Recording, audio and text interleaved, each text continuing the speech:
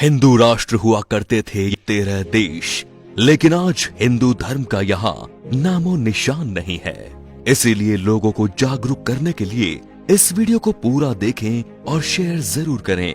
Number 13, Afghanistan. Gandhara और कंबोध प्राचीन काल के राज्य थे जहाँ हिंदू राजा राज्य करते थे। उसके बाद यहाँ पारसी और बौद्ध धर्म के राजाओं ने शासन किया, लेकिन बाद में इन जमीनों को मिलाकर अफगानिस्तान बना। इस देश ने अपना राष्ट्र धर्म इस्लाम बना लिया और अफगानिस्तान में आज तक लोग कभी खुश नहीं रह पाए हैं। नंबर 12 है पाकिस्तान। साल 1947 में पहले भारत का ही हिस्सा था और सिंध के नाम से जाना जाता था, लेकिन बाद में ये अलग देश बना जिसमें पंजाब, मुल्तान, पेशावर, बलूचिस्तान आदि भाग मिले।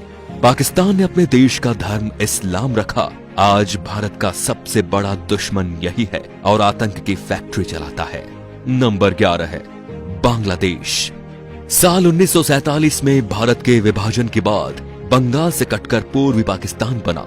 1949 में आवामी लीग की स्थापना हुई। इसका उद्देश्य पूर्वी पाकिस्तान को संयुक्ता दिलाना था। 1971 शेख मुजीब और अवामी लीग ने 26 मार्च को स्वतंत्रता की घोषणा कर दी और नए देश का नाम रखा बांग्लादेश। नंबर 10, नेपाल।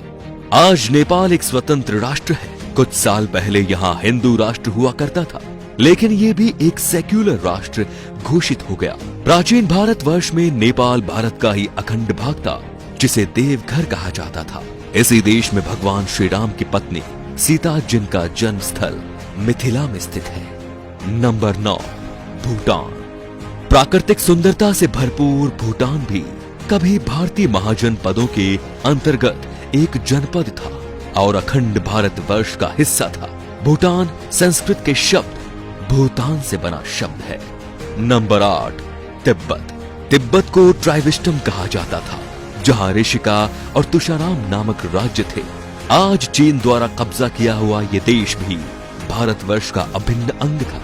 तिब्बत में पहले हिंदू, फिर बाद में बौद्ध धर्म का प्रचार हुआ और ये बौद्धों का प्रमुख केंद्र भी बन गया। Number 7, Myanmar. म्यांमार को प्राचीन भारतवर्ष में ब्रह्मदेव के नाम से जाना जाता था। ये देश प्राचीन काल से ही भारत का ही उपनिवेशक रहा है। हालांकि मुस्लिम शासन काल में म्यांमार शेष भारत से कटा रहा और यहाँ पर स्वतंत्र राज्य सत्ताएं कायम हो गई। नंबर 6, श्रीलंका। श्रीलंका भारतीय उपमहाद्वीप के दक्षिण में हिंद महासागर में स्थित एक बड़ा महाद्वीप है। ये भारत के चोल और पांड जनपद के अंतर्गत आता था। कालांतर में यहाँ के सिंघल राजा ने बौद्ध धर्म अपनाकर इसे राज्य धर्म घोषित कर दिया और आज श्रीलंका भारत से अलग है। Number 5, Malaysia. मलय प्राय द्वीप का दक्षिणी भाग मलेशिया देश के नाम से जाना जाता है। इसके उत्तर में थाईलैंड, पूर्व में चीन का सागर और दक्षिण और पश्चिम में मलक्का का जलडमरू मध्य है। उत्तर मलेशिया के बुजांग घाटी तथा मरबाक के समुद्र किनारे के पास पुराने समय के अनेक हिंदू तथा बौद्ध मंदिर आज भी है। मलेशिया अंग्रेजों के गुलामी से 1957 में मुक्त हुआ। वहां पहाड़ी पर बटुकेश्वर का मंदिर है, जिसे बातू गुफा मंदिर कहते हैं। पहाड़ी पर कुछ प्राचीन गुफाएं भी हैं। आपको बता दें कि मलेशिया फिलहाल एक मुस्लिम राष्ट्र है। Number 4, Singapore. प्राचीन काल में भारत के इस हिस्से का नाम सिंहपुर था, जो आज सिंगापुर हो गया है। बाद में 9 अगस्त 1965 को अंग्रेजों ने सिंगापुर को स्वतंत्र और एक गणतंत्र देश बना दिया।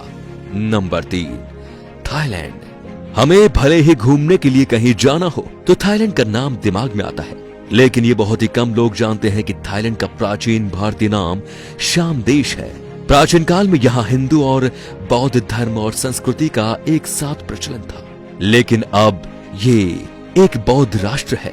खैरात के दक्षिण पूर्व में कंबोडिया की सीमा के पास उत्तर में लगभग 40 किलोमीटर की दूरी पर यूरीराम प्रांत में प्रशांत फनाम रंग नामक सुंदर मंदिर है। Number 2, Cambodia. पौराणिक काल का कंबोज देश, कल का कंपूचिया और आज का कंबोडिया पहले हिंदू रहा और फिर बौद्ध हो गया। विश्व का सबसे बड़ा हिंदू मंदिर परिसर तथा विश्व का सबसे बड़ा धार्मिक स्मारक कंबोडिया में स्थित है। यह कंबोडिया के अंकोर में है, जिसका पुराना नाम यशोधरपुर है। Number 1, Vietnam. प्राचीन भारतवर्ष में वियतनाम को चंपा कहकर पुकारा जाता था। चंपा के लोग चांप कहलाते थे। वर्तमान समय में चांप लोग वियतनाम और कंबोडिया के सबसे बड़े अल्पसंख्यक हैं। आज के ये अपने आप में एक स्वतंत्र राष्ट्र हैं। भारतीय इतिहास के अनुसार भारत के सम्राट विक्रमादित्य संपूर्ण अरब को जीतकर अपने साम्राज्य में मिलाया था। भारत में आज जिस तरह लोग जात पात में बंट रहे हैं, उससे हमारे देश को खतरा है, क्योंकि हमारे देश पर राष्ट्र विरोधी ताकतों की बुरी नजर है और वे हमें आपस में लड़ा रही हैं। इनसे सावधान रहना सीखें, नहीं तो हमें आज नहीं तो कल और कल नहीं तो परसों पछतावा तो होना ही है। तो दोस्तों, इस वीडियो को आग की तरह फैला दीजिए ताकि पूरा हिंदुस्तान सावधान हो जाए। Thank you.